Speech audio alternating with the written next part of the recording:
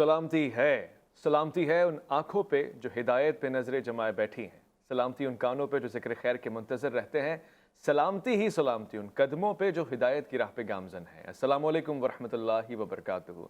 तमाम तारीफ़ें खुदाए बुज़ुर्ग बरतर के लिए जो वहदुल ला शरीक है, ना कोई सानी ना कोई हमसर। दुरूद ला महदूद महबूब रब्बुल वदूद राहतुल आशिकीन मुरादुल मुश्ताकीन हज़रत मोहम्मद मुस्तफ़ा आपकी आले पाक, आपके जानिसार अंसार और असहाब पर ज़रमन। आप देख रहे हैं अलिफ लाम मीम। मैं आपका मेज़बान मोहम्मद उवैस रब्बानी तहे दिल से आपको कहता हूँ खुश आमदीद। माशरे ने एक तर्ज अपनाई है, एक रवैया और एक अंदाज़ है। वो ये है कि जब भारत में मुस्कान नारा लगाती है और घर से बाहर निकलती है, मार्च करती है, और उस वक्त जब मंजर आम पे उसकी वीडियो आती है तो सब बहुत शाबाशी देते हैं, उसको पसंद करते हैं, उसके हक़ में बात करते हैं, उसकी हिमायत करते हैं, उसकी मुआफ़क़त करते हैं और साथ साथ उसको मुकम्मल सपोर्ट और ताउन की यकीन दहानी कराते हैं। चाहे भारत का अपना रवैया कैसा क्यों ना हो, मगर उमूमी तौर से दुनिया भर के मुसलमानों ने मुस्कान को शाबाश कहा है। मगर ऐसी ही कोई मुस्कान अगर पाकिस्तान में औरत मार्च पे निकलती है तो फिर हमारे माशरे को एतराज़ क्यों है, वजह क्या है, रीज़न्स क्या हैं, और क्यों पाकिस्तान के मजहबी उमूर के वज़ीर जनाब पीरुल हक कादरी साहब ये फरमा रहे हैं कि 8 मार्च की मार्च को ही पाबंदी के और सलासिल के ज़ेर कर दिया जाए, यानी किसी भी तौर से ये हक़ ना दिया जाए कि औरतें निकलें और मार्च करें। आखिर इसकी वजह क्या है, इसमें फ़ायदा किसका है, नुकसान किसका है, इससे पाकिस्तान का इमेज किस तरह जाएगा, और वो जो हमारी रिवायात है कि हम औरत को उसका हुकूक देते हैं। इस्लाम हमेशा इस बात का नारा लगाता है कि जी तमाम हुकूक जो औरतों के हैं वो उनको मिलने चाहिए, क्या वो इससे दबेंगे नहीं? एक तरफ तो ये सवाल है, और दूसरी तरफ ये सवाल है कि वो जो नारे, पोस्टर्स, बैनर्स उस औरत मार्च में लगाए जाते हैं, क्या वो किसी भी तौर से अखलाक और हमारी रसूमात के बराबर हैं, उसकी जीनत बनते हैं, उसके लिए इज़्ज़त और हौसले में इजाफा बनते हैं, या उसके मुखालिफ हैं, उससे इख्तलाफ है, या औरत मार्च से इख्तलाफ है? औरतों का ये कहना है, यानी उन फेमिनिस्ट ख़वातीन का, फेमिनिस्ट में इसलिए कह रहा हूँ कि मारूफ ये है, उन ख़वातीन का ये कहना है कि कोई हथियार लेके तो वो नहीं निकल रही हैं उस दिन।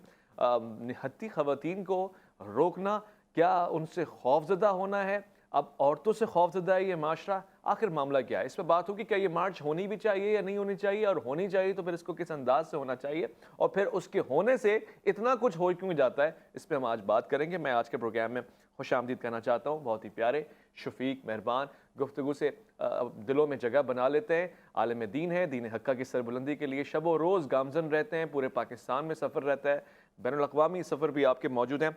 मुफ्ती फ़ज़ल सुबहान साहब, अस्सलाम वालेकुम वरहमतुल्लाह। वालेकुम अस्सलाम वरहमतुल्लाह। हमारे साथ आज के प्रोग्राम में शरीक होंगी चूँकि ख़वातीन के तबके की नुमाइंदगी करेंगी फ़रज़ाना बारी साहिबा। मैं उनको भी आपसे कुछ देर बाद आपके साथ लूँगा, और मैं कोशिश करूँगा, और इसका वादा भी मुझसे किया गया है कि कुछ ही देर में हमारे पास पाकिस्तान के मजहबी उमूर के वज़ीर जनाब नूरुल हक कादरी साहब भी तशरीफ़ फरमा होंगे। फ़रज़ाना बारी साहिबा मेरे साथ मौजूद हैं, मैं उनको खुशामदीद कहता हूँ और सलाम कहूँगा।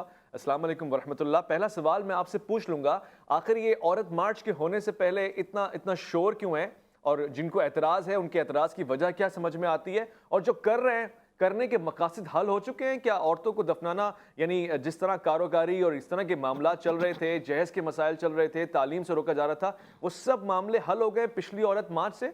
जी देखिए, क्योंकि वो हल नहीं हुए, इसलिए जब तक ये हल नहीं होंगे, औरतें हर साल जो हैं वो ये मार्च भी करेंगी, एहतजाज भी करेंगी, अपना हक भी मांगेंगी, और ये उनकी आवाज़ जो है उसको कोई दबा नहीं सकता उस वक्त तक जब तक औरतें मुकम्मल तौर पे इस मुल्क के अंदर बाख्तियार नहीं हो जाती। हम औरतें जो अपनी मर्दों से ज़्यादा मेहनत करती हैं, हम खेतों खलियानों में, फैक्ट्रियों में, कारखानों में, गैर रस्मी शोबे में 70% मजदूर औरतें हैं। घरों की पूरी केयर इकॉनमी को हम संभालते हैं, घर हमने संभाले हुए हैं, और जब ये बात आती है हमारे हकूक़ की, हमारी एम्पावरमेंट की, हमें बाख्तियार होने की, तो ये एक तूफान मच जाता है ना। हमें जो हमारे कानूनी कॉन्स्टिट्यूशनल राइट्स हैं, जो हमारे मजहबी देखें राइट्स हैं, कौन से इस मुल्क के अंदर आप देखें विरासत में हमें क्या हक दिया जाता है। جو ہمارے حقوق ہیں، جو اگر مار پیٹ کہاں اسلام میں یہ لکھا ہے کہ گھروں میں عورتوں کو جو ہے وہ مار پیٹ کی جائے. ڈومیسٹک وائلنس میں پاکستان جو ہے اس کے اندر جو صورتحال ہے وہ سب آپ کے سامنے ہے. تو جب تک یہ معاملات جو ہیں، جب تک عورت جو ہے وہ پستی رہے گی، عورت پہ ظلم رہے گا، یہ عورت مارچ تو ہوتی رہے گی. اس کے تو عورت مارچ تو ختم نہیں ہوگا. یہ سارے سال میں ہم اس بات کا تجزیہ کرتے ہیں اور ہم فیکٹس اینڈ فگرز جو ہیں پوری معاشرے کے سامنے لے کر آتے ہیں، ریاست کے سامنے لے کے آتے ہیں کہ دیکھو آج بھی تعلیم کا ریشو جو ہے اس میں ہم بہت پیچھے ہیں. آج بھی ہماری 176 عورتیں جو ہیں وہ زچگی کے دوران ماری جاتی ہیں پر 100,000 لائف پر. پاکستان جو ہے اس میں آپ دیکھیں مٹرنل موٹیلٹی ریٹ جو ہے وہ پورے خطے میں سب سے زیادہ ہے.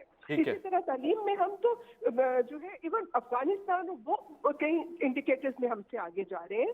تو کچھ تو خدا کا خوف کریں. عورتوں کی زبان بندی کرنے سے یہ معاملات ختم نہیں ہوں گے، کیونکہ کوئی آبادی کا تھوڑا سا حصہ نہیں ہے، 49% ہے. بالکل ایسا ہی ہے، ہم لوگ ویلڈ ہے. آپ کی یہ بات ویلڈ ہے. مفتی فضل سبحان صاحب سے میں پوچھتا ہوں، آپ خواتین اپنے حقوق کے لیے نکل رہی ہیں اور اپنے حقوق کی طلب کے لیے سڑکوں پہ آ رہی ہیں، گزشتہ برس بھی آئیں، اس سے پہلے بھی آئی ہیں، تو آخر مذہبی طبقے کو مسئلہ کیا ہے؟ کیوں اس سے الجھن ہو رہی ہے اور کیوں چاہتے ہیں کہ یہ گھروں میں رہیں اور باہر نہ نکلیں؟ نحمدہ و نصلی علی رسولہ الکریم.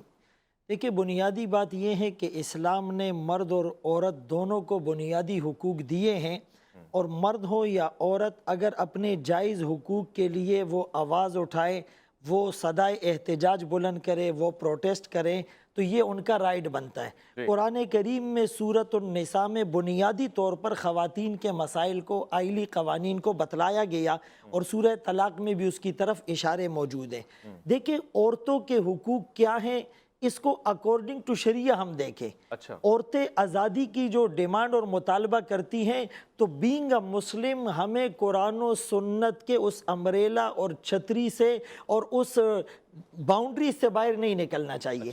اگر عورت کہتی ہے ہمیں میراث میں حصہ ملے، بالکل ملنا چاہیے. عورتوں کو مہر بالکل ملنا چاہیے. عورتوں کو تشدد کا نشانہ بالکل نہیں بنانا چاہیے. تعلیم کے دروازے عورتوں کے لیے کھلے رہیں، نان نفقہ ان کو دیا جائے، اور ایک عورت پر اس کے طاقت سے زیادہ بوجھ نہ ڈالا جائے. لیکن اگر وہ عورتیں ایسے مطالبات کرتی ہیں جو اکارڈنگ ٹو قرآن و سنت خلاف ہیں، تو قرآن کریم میں اللہ سورہ نور میں فرماتے ہیں وہ لوگ جو مسلمانوں میں بے حیائی اور فحاشی اور عریانیت کو پھیلانا چاہتے ہیں ان کے لیے دردناک عذاب ہے. اور پاکستان کے آئین آرٹیکل 31 میں بھی اس بات کو مینشن کیا ہے کہ جتنے بھی حقوق ہوں گے ان اکارڈنس وتھ قرآن و سنت، یعنی وہ قرآن و سنت کے اس دائرے کے اندر ہوں گے. تو عورتوں کے ساتھ کہیں پر بھی ظلم ہوگا اس کے لیے آواز اٹھانا ہم سب کی ذمہ داری ہے. لیکن اگر اس مارچ کے نام پر پردے کا مذاق اڑایا جائے، دوپٹے کا مذاق اڑایا جائے، نکاح کو ایک قید اور جبر سے تعبیر کیا جائے، کھانا خود گرم کر لو کی آوازیں لگائی جائے، اپنا موزہ خود تلاش کرو کی آوازیں لگائی جائے، لو میں اس طرح بیٹھ گئی کی آوازیں لگائی جائے، اور میرا جسم میری مرضی کے سلوگن لگائے جائیں، تو بڑے ادب کے ساتھ اور درد دل کے ساتھ ہم یہ کہتے ہیں کہ ایک مسلم معاشرے کو یہ نعرے زیب نہیں دیتے. امی عائشہ اور امی فاطمہ سیدۃ نساء اہل الجنہ کی پاکیزگی اور عفت کے یہ نعرے ٹوٹلی خلاف ہیں. اگر یہ اس دائرے کے اندر مطالبات کرے گی تو بالکل ہم ان کو سپورٹ کریں. فرزانہ باری صاحبہ، مفتی صاحب جیسے کہ فرما رہے ہیں معاشرے کو اور مذہبی طبقے کو اور دیندار لوگوں کو عورت مارچ سے مسئلہ نہیں ہے، مارچ میں اٹھنے والے نعروں سے مسئلہ ہے، فحاشی سے مسئلہ ہے، اور جس قسم کی فحاش گفتگو ہوتی ہے، جو پوسٹرز اور بینرز لگائے جاتے ہیں، کیا اس کے ماں سوا اور کوئی طریقہ نہیں ہے حقوق کی طلبی کا؟ سب سے پہلی بات ہے کہ یہ جو عورتیں مارچ کے لیے نکلتی ہیں یہ مسلمان عورتیں ہیں، اور ہم ان مفتیوں اور ملاؤں سے زیادہ اسلام کو سمجھتے ہیں اور اس کی انٹرپریٹیشن کو جانتے ہیں، کیونکہ ہم عورتیں جو کہ سوچتی ہیں، سمجھتی ہیں، لکھنا پڑھنا قرآن پڑھنا جانتی ہیں، تاریخ کو جانتی ہیں، وہ یہ والی اسلام کی انٹرپریٹیشن کہاں لکھا ہے کہ عورت جو ہے اس نے ضرور صرف گھر کا کام کرنا ہے، اس کے تو اسلام کے اندر جو حقوق ہے یہ تو سوچ بھی نہیں سکتے وہ حقوق دینے کے بارے میں. یہ جو انہوں نے جتنے نعروں کی بات کی ہے ہم ان کو اون کرتے ہیں. اگر عورت نے باہر نکل کے یہ کہا ہے کہ اپنا کھانا خود گرم کر لو، تو یہ بالکل کہیں نہیں لکھا ہوا کہ حضور پاک تو خود گھر کے اندر جو ہے وہ اپنی جو ان کی جو ازواج مطہرات تھیں ان کے ساتھ وہ گھر کے کام کاج کرتے تھے. اور اگر ایک عورت کام کر کے آج پاکستانی عورت کام کر کے گھر آتی ہے اور اس کا میاں بھی کام کر کے آتا ہے اور وہ ایکسپیکٹ کرتا ہے کہ وہی کھانا خود گرم کر لے, کہ آج پاکستان کی پڑھی لکھی عورت کہتی ہے کہ آئے آپ بھی ہمارا ہاتھ بٹائیں. تو ہاں یہ بات تو مجھے صحیح نظر آتی, کھانا خود گرم کر لینا, آپ کیوں عورتوں پہ سارا کچھ ڈال رہے ہیں؟ یہ بالکل ان کی بات ٹھیک ہے. سب سے بہترین گھر وہ ہوتا ہے جس میں مرد بھی عورت کے ساتھ اپنی ذمہ داریاں نبھائیں. رسول اللہ صلی اللہ علیہ وسلم نے خود پریکٹیکلی اس کی تعلیم دی ہے. جیسے محترمہ فرزانہ باری صاحبہ نے کہا کہ الحمدللہ یہ قرآن و سنت کو جانتی ہیں, ہم اتنا کہتے ہیں کہ اسی قرآن میں ہے وَقَرْنَ فِي بُيُوتِكُنْ, عورتیں گھروں کی ملکہ بن کر رہیں, بغیر ضرورت کے باہر نہ نکلے. اگر نکلتی ہیں وَلَا تَبَرَّجْنَ تَبَرُّجَ الْجَاهِلِيَّةِ الْأُولَى, بناؤ سنگار کر کے نہ نکلے, اور ایک مرد کسی عورت کے ساتھ تنہائی میں نہ ملے. اور یدنین علیہن من جلابیبین, اپنے اوپر پردہ اور دوپٹے ڈالے. وَلْيَضْرِبْنَ بِخُمُرِهِنَّ عَلَى جُيُوبِهِنَّ, اپنے گریبانوں پر یہ دوپٹے ڈالے. ایک عورت شریعت کے ان باؤنڈریز کو اگر وہ فلفل کرے گی, آپ تو اللہ کے ہاں بھی اور رسول اللہ صلی اللہ علیہ وسلم کے ہاں بھی آپ کا بڑا مقام ہوگا. باری صاحبہ, مفتی صاحب نے فرمایا کہ نکلنے سے بھی مسئلہ نہیں ہے, یہ قرآن تو آپ کہتی ہیں آپ نے انٹرپریٹ کیا ہے, سمجھا ہے, تو اس میں یہ حکم نہیں سمجھا؟ بالکل سمجھا ہے, کیونکہ مجھے جانا ہے, میں جلدی سے اپنی بات مکمل کرنا چاہتی ہوں. دیکھیں آج جہاں پہ یہ جو حیا کا تصور ہے یا جو انہوں نے جو قرآن میں لکھا ہے, ہم سب اس چیز کو سمجھتے ہیں اور جانتے ہیں کہ حیا کا تصور قرآن میں کیا دیا گیا ہے. آج پاکستان کی عورتیں جب آپ جائیں, اب آج بھی 65% عورتیں دیہاتوں میں رہتی ہیں, کھیتوں کھلیانوں میں, ان کو تو اپنے سر سے دوپٹے لینے کا ہوش نہیں ہوتا. وہ آپ کی پوری جو کاٹن انڈسٹری ہے پھٹی چنتی ہیں آپ کی عورتیں, انہوں نے پیچھے بچوں کو ڈالا ہوتا ہے اور ان کے پاس اور چادریں انہوں نے پیچھے کی ہوتی ہیں اور وہ سارا دن پھٹی چن رہی ہوتی ہیں. کہ عورتیں جو ہیں یہ جو گھر میں بیٹھنے والی ملکائیں ہیں, مجھے پہلے تو یہ بتائیں کہ کون سی عورتیں ہیں پاکستان میں سوائے ایک اشرافیہ کے طبقے کی خواتین جو افورڈ کر سکتی ہیں گھروں میں رہنا. آج تو بچے بھی اور جو ہے مرد بھی اور عورتیں بھی اور ان کے بچے بھی کام کرنے پہ مجبور ہیں. تو بات یہ ہے کہ پاکستان کی ریالٹی کے اندر آپ کیا افورڈ کر سکتے ہیں کہ دیہاتوں میں کام کرنے والی جو ہماری کسان عورتیں ہیں آپ ان کو گھروں میں بھیجتے ہیں, فیکٹریوں میں کام کرنے والی عورتوں کو آپ گھروں کے اندر بھیج سکتے ہیں. آپ کس دنیا کی بات کر رہے ہیں؟ یعنی ہم حکم پہ عمل نہ کریں کیونکہ حکم اب عمل کے قابل نہیں رہا. دیکھیں میں آخری بات کر کے بات اپنی ختم کروں گی, پھر آپ بے شک مفتی صاحب کو ٹائم دے دیں. میں صرف یہ کہنا چاہتی ہوں, دیکھیں کہ ہمارے سماج کے اندر عورتوں کے ساتھ جس قسم کے رویے جو ہیں وہ بڑھتے جا رہے ہیں, اور اس بات کو اور یہ کہنا کہ گھر سے نکلنا, دیکھیں اس زمانے میں جب جنگیں ہوتی تھی تو عورتیں نرسز کا کام کرتی تھی, عورتیں جا کے زخمیوں کو سنبھالتی تھی. تو آج حالات بدل گئے ہیں. دیکھیں اسلام میں جو اجتہاد کا انسٹیٹیوشن ہے وہ رکھا ہی اسی لیے گیا تھا کہ جو آنے والے حالات ہیں اس کی تبدیلی میں جو چیزیں تبدیل ہوں گی تو اجتہاد ہوگا اور اس کے مطابق جو ہے وہ چیزوں کے بارے میں تشریح کی جائے گی. ہم نے تو اجتہاد کا انسٹیٹیوشن ختم کر دیا. ہم نے مولویوں کے ہاتھ میں, دیکھیں مفتی جو ایک تعلیم حاصل کرتے ہیں جو اپنے مدارس میں باقاعدہ ان کی وہ ڈگریز ہوتی ہیں, وہ ایک الگ بات ہے. لیکن آج ہر گلی محلے اور ہر گاؤں میں بیٹھا ہوا مولوی جس نے 5 جماعتیں بھی نہیں پڑھی ہیں, جس کو قرآن کا ترجمہ پڑھنا بھی نہیں آتا ہے, وہ عربی کی آیتیں پڑھ کے ایسی گفتگو کرتے ہیں کہ اس سے اور ایسی انٹرپریٹیشن بتا رہے ہوتے ہیں کہ جس نے اسلام کو, خدا نخواستہ میں سمجھتی ہوں کہ اسلام کو بدنام کرنے کا جو ہے کہ انہوں نے ایک سلسلہ اختیار کیا ہوا ہے, کیونکہ اسلام نے عورت کو جو حقوق دیے ہیں, دیکھیں وہ مسلمان معاشرے نے نہیں دیے ہیں. ہمیں بار بار بتایا جاتا ہے کہ اسلام نے حقوق دیے ہیں, بالکل دیے ہیں. اسلام جب آیا تو اس وقت تو بچوں کو دفنایا بھی جا رہا تھا جی, اور حضور پاک نے مطلب جو ان چیزوں کے اوپر پابندی لگائی. تو آج یہ دیکھیں کہ بات جب ہم کرتے ہیں تو اسلام کا ہمیں بھی پتہ ہے, اسلام نے جب ہمیں حقوق دیا ہمیں اس کا سبق نہ پڑھائیں, ہمیں پتہ ہے کہ اسلام نے ہمیں کیا حقوق دیے. لیکن آج اس بات کا جواب دیں کہ آج پاکستان کے مسلمان معاشرے نے عورت کو کتنے حقوق دیے. ٹھیک ہے، تو I'm sorry مجھے جلدی تھی، میری ایک اور کمٹمنٹ ہے، ورنہ میں مفتی صاحب کے ساتھ بیٹھ کے ضرور گفتگو میں مکمل حصہ جی ڈالتی۔ مفتی صاحب کو تو بھی مجھے آپ کے ساتھ اجازت ہے۔ بیٹھنے پہ اعتراض نہیں، آپ کے گھر سے نکلنے اور عورت مارچ پہ جانے پہ اعتراض تھا۔ میں انتظار کروں گا کہ آپ اس کا بھی مجھے جواب دیں گی۔ بہت شکریہ آپ کی قیمتی وقت کا۔ میں خواتین و حضرات اذان من پروگرام میں ایک مختصر سے وقفہ لے رہا ہوں، لوٹ کر آؤں گا۔ اگر آپ کے گھر کے آس پاس کوئی پڑوسی یا آپ کے پڑوسی کا پڑوسی عورت مارچ کا حصہ بن رہا ہے تو یہ پروگرام آپ کے لیے ضروری ہے، اور اگر آپ حصہ نہیں بن رہے تو پھر اس پروگرام کو سننا تو لازمی ہے آپ کے اوپر، کیونکہ جوابات سارے آپ کو یہیں ملیں گے۔ الف لام میم میں آپ کا انتظار ہے۔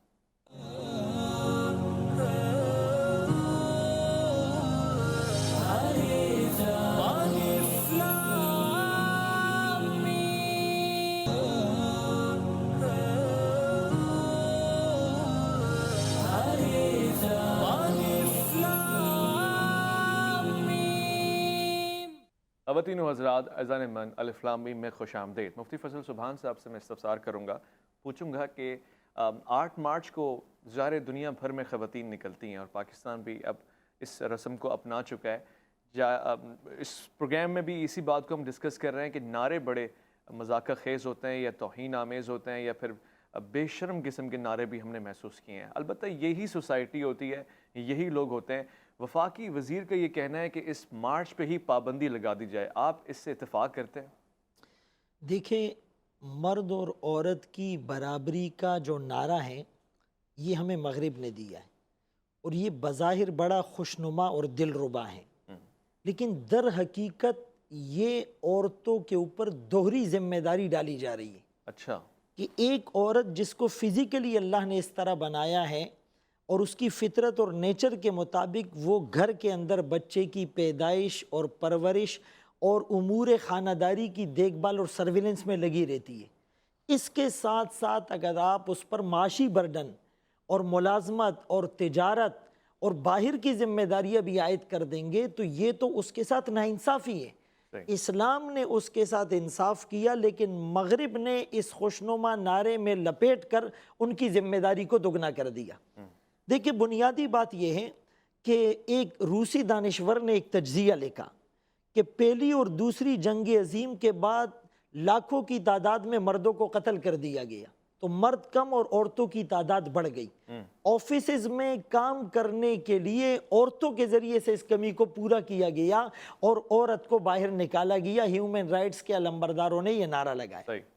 اسلام نے ایک عورت کی ٹوٹل کفالت کی ذمہ داری مرد پر رکھی۔ جب یہ پیدا ہوئی تو باپ، رسول اللہ صلی اللہ علیہ وسلم کے بیٹے بچپن میں وفات پا گئے، لیکن بیٹیاں جوان ہوئی، آپ نے پرورش اور تربیت کر کے ایک مثال قائم کی، اور آپ نے فرمایا 2 بیٹیوں یا بہنوں کی پرورش کرنے والا وہ جنت میں میرے قریب ہوگا۔ سبحان اللہ۔ اور رسول اللہ صلی اللہ علیہ وسلم نے فرمایا کہ جو لڑکیوں کو زندہ درگور کیا جاتا ہے تو فرمایا کہ ایسا نہ کرو، قیامت کے دن باس پرس ہوگی۔ پھر فرمایا فَلَا تَعْزُلُوهُنَّ أَن يَنكِحْنَ أَزْوَاجَهُنَّ، جب وہ اپنی مرضی سے کہیں نکاح کرنا چاہے انہیں روکو مت۔ اچھا، اور لا يحل لكم ان ترثوا النساء کرہا، زبردستی کسی اور سے ان کی شادیاں نہ کراؤ۔ وآتوا النساء صدقاتهن نحلا، ان کا مہر دل کی خوشی سے دو۔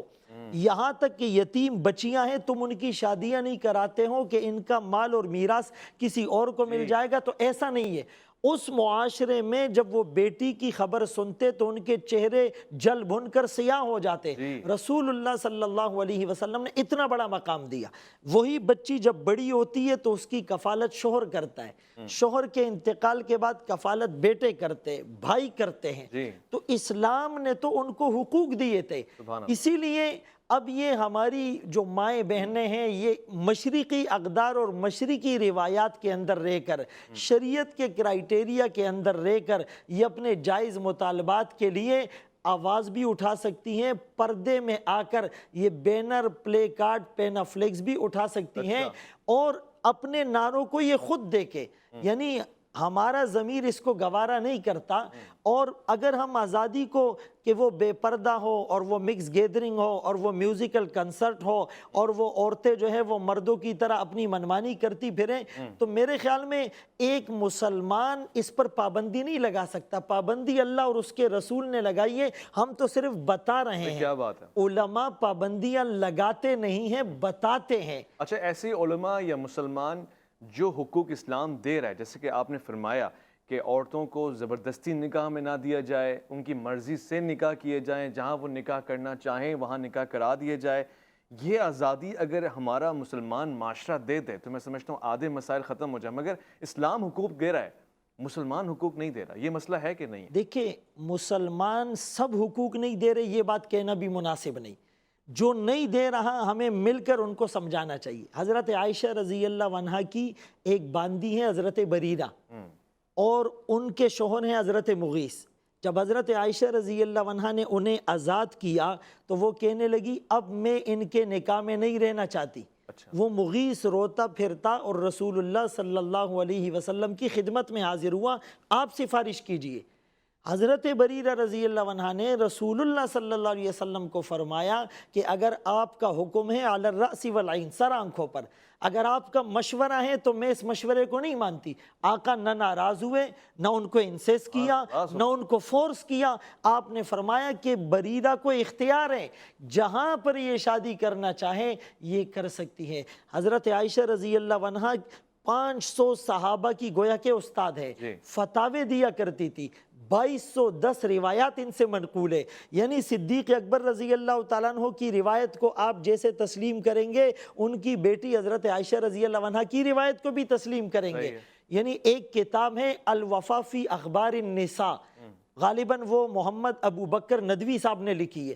8000 محدثات عورتوں کا تذکرہ کیا ہے جو حدیثیں یاد کرنے والی اور فتوے دینے والی تھی۔ وفاق المدارس العربیہ جو ایک بورڈ ہے مدارس کا، اس وقت اس میں 30 لاکھ طلباء ہیں، 18 لاکھ طلباء ہیں اور 11 لاکھ لاکھ طالبات ہیں۔ اللہ اکبر۔ 1959 سے اب تک وفاق المدارس کی ڈگریاں لینے والوں میں یعنی سم تھنگ 2 لاکھ کے قریب وہ علماء ہیں اور 2,45,000 کے قریب وہ عالمات اور فاضلات ہیں۔ تو تعلیم ان کا حق ہے، اور ضرورت کے وقت اگر وہ گھر سے نکل سکتی ہیں پردے میں نکلیں، محرم کے ساتھ نکلیں، ان کو میراث کا حق بالکل دیا جانا چاہیے، اور ان کے جو بھی جائز حقوق ہے اس کے لیے اسلام اور علماء آواز اٹھاتے رہے ہیں، اس لیے کہ قرآن کریم سے ہم انکار نہیں کر سکتے۔ لیکن خدا نخواستہ اگر ان کے نعرے اور سلوگن قرآن و سنت کے خلاف ہو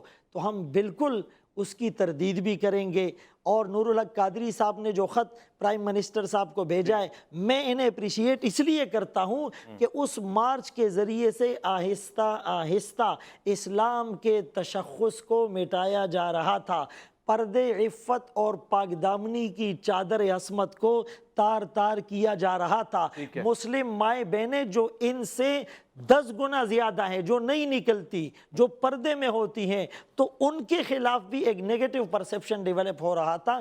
ان وجوہات کی بنا پر انہوں نے منع کیا ہے، اور میرے خیال میں اسلام کے خلاف سرکاسٹنگ لینگویج استعمال کی جا رہی ہے، اس لیے انہوں نے پابندی کا عزم کیا۔ ٹھیک ہے، ویسے میں اس کو اس طرح سمجھ پایا کہ اسلام کے خلاف ہونا تو ان کی مجال نہیں ہونی چاہیے، کیونکہ خود مسلمان خواتین ہیں۔ البتہ یہ کہ آج کے معاشرے کے خلاف، نظام کے خلاف، یا پھر مردوں کے طور طریقے انداز کے خلاف ضرور وہ ہیں۔ البتہ یہ سارے مسئلے حل ہو سکتے ہیں ٹیبل ٹاک سے، یا پھر ایک دوسرے کے حقوق دینے سے، یا پھر جو اتھارٹی ہے اس سے بات کرنے سے۔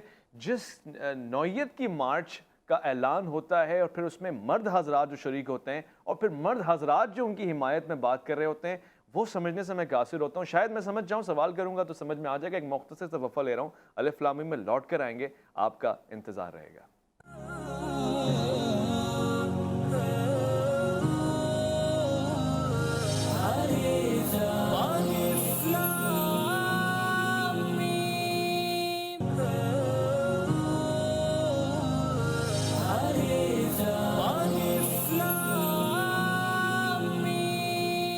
اسلام میں خوش آمدید۔ میں نے گزشتہ برس عورت مارچ کے پوسٹرز دیکھے، آپ نے بھی دیکھے ہوں گے، میں نے ویڈیوز بھی دیکھی، آپ نے بھی یقیناً دیکھا ہوگا، مگر میں نے اس کے علاوہ اور بھی کچھ دیکھا۔ وہ یہ تھا کہ اسی عورت مارچ میں 2 قسم کے لوگ تھے جو شاید اس کو مزید معیوب بنا رہے تھے، انگلی اور تنقید کرنے کے اوپر مجبور کر رہے تھے۔ پہلا طبقہ تو وہ تھا کہ جو صحافی بن کے گیا ہوا تھا، چھوٹے چھوٹے یوٹیوب چینلز یا اس طرح کی نشر و اشاعت کے مختصر اور غیر معروف پلیٹ فارمز ہیں، وہ جا کے چھیڑ چھاڑ کر رہے تھے، بدتمیزی کر رہے تھے، اور چاہ رہے تھے کہ کوئی ایسا ریئیکشن آئے کہ جس کے بس ایک چھوٹی سی ویڈیو مشہور ہو جائے۔